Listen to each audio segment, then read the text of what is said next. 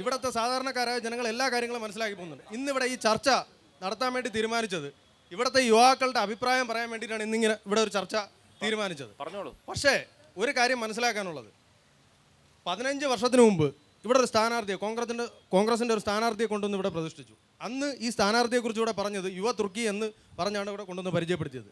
ഈ 15 വർഷമായിട്ടല്ല, ഞാൻ ഈ തിരുവനന്തപുരത്ത് ജനിച്ച് വളർന്ന ഒരാളാണ്. ഞാൻ ഇന്ന് ഈ നിമിഷം വരെയും ശശി തരൂർ എന്ന് പറയുന്ന വ്യക്തിയെ നേരിൽ കണ്ടിട്ടില്ല. ഞാൻ തമാശ പറഞ്ഞതല്ല, ശശി തരൂർ എന്ന് പറയുന്ന വ്യക്തിയെ ഞാൻ ഇന്ന് വരെ നേരിൽ കണ്ടിട്ടില്ല. പക്ഷേ എൻ്റെ സ്കൂൾ ജീവിതം മുതൽ സാധാരണക്കാരൻ എന്നുള്ള നിലയിൽ ഞങ്ങൾ കാണുന്ന ഒരു വ്യക്തിയുണ്ട്, പന്ന്യൻ. ഇവിടെ ഒരാൾ BJP പ്രതിനിധി സൂചിപ്പിക്കുകയുണ്ടായി. വേറൊന്നുമല്ല, പന്ന്യൻ്റെ ഏജിനെക്കുറിച്ച്. ഇവിടെ ഏജിനെക്കുറിച്ച് ചർച്ച ചെയ്യാനല്ല ഇന്നിവിടെ യുവാക്കളെ വിളിച്ചു വരുത്തിയത്. യുവാക്കൾ ആർക്കൊപ്പമാണ് എന്ന് പറയാൻ വേണ്ടിയിട്ടാണ് ഇന്ന് ഈ ചർച്ച ഇവിടെ വിളിച്ചു വരുത്തിയത്. ഈ തിരുവനന്തപുരത്തെ യുവാക്കൾ മൊത്തവും പന്ന്യനൊപ്പമാണ്. അതാണ് ഞങ്ങൾക്ക് പറയാനുള്ളത്.